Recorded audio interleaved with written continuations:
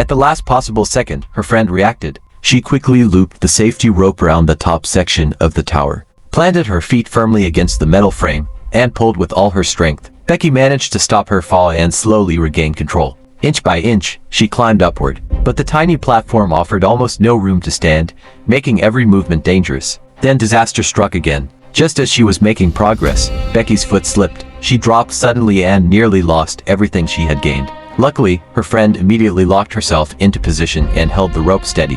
That prevented Becky from falling all the way down. From that point on, every movement was deliberate. Her friend pulled carefully while Becky climbed with extreme caution, afraid to make even the slightest mistake.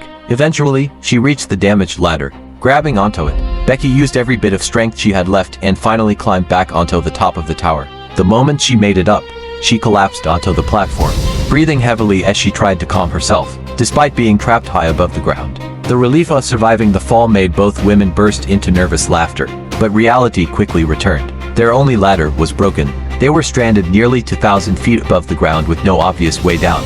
To make matters worse, Becky's earlier fall had knocked their backpack loose, sending all their supplies crashing far below. They attempted to call for help, but there was no signal. Then Becky's friend came up with a desperate plan. She typed a message asking for help, pressed send, and lowered the phone down the side of the tower using a rope. If the phone could reach an area with reception, the message might finally go through. Unfortunately, the rope wasn't long enough.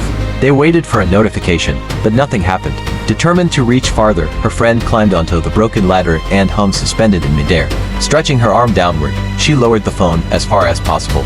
Even then, there was still no signal. Exhausted and nearly out of strength, she was forced to give up. That's when Becky thought of another idea.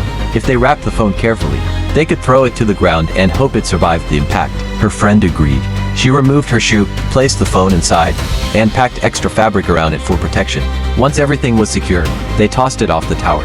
Now all they could do was wait. Time passed with no sign of success. Finally, they used binoculars to scan the area below and noticed someone moving near the base of the tower. Even better, the man's dog had discovered the phone. Since their voices couldn't carry that far, Becky quickly threw one of her shoes toward him, hoping to get his attention. The shoe landed nearby, startling the man, but he never looked up. After all, who would expect two people to be stranded on top of an abandoned 2,000-foot tower?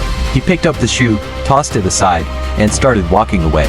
Watching their chance disappear, Becky grabbed a flare gun and prepared to fire. Her friend stopped her, reminding her that a flare would be difficult to notice in broad daylight. Using the binoculars, they spotted the man's RV and decided to wait until sunset before using their last signal. As darkness finally arrived, the man appeared ready to leave. Becky quickly raised the flare gun. Naturally, it chose that exact moment to malfunction. After several tense seconds, the flare finally launched into the night sky. The man standing beside the RV turned toward the tower. Filled with hope, the two women switched on their phone flashlight, waving it wildly while shouting as loudly as they could. At last, the man saw them stranded at the top. For a brief moment, they believed they were safe. Then, to their disbelief, he got into the vehicle and drove away. Not only did he ignore their desperate situation, but he also stole their car before leaving.